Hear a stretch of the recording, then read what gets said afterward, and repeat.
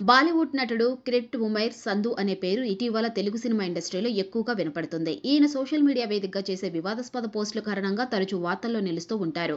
ఈయన వ్యవహార శైలిపై ఇప్పటికే ఎంతో మంది బాలీవుడ్ సెలబ్రిటీలు తీవ్ర స్థాయిలో మండిపడడమే కాకుండా ఆయనపై చర్యలు తీసుకోవాలంటూ కేసులు కూడా నమోదు చేశారు. ఇలా తరచూ ఏదో ఒక వివాదాస్పద వ్యాఖ్యల ద్వారా వార్తల్లో నిలుస్తూ ఉన్నటువంటి ఈయన తాజాగా నేషనల్ క్రష్ రష్మిక మందన్నపై ఊహించని కామెంట్లు చేశారు.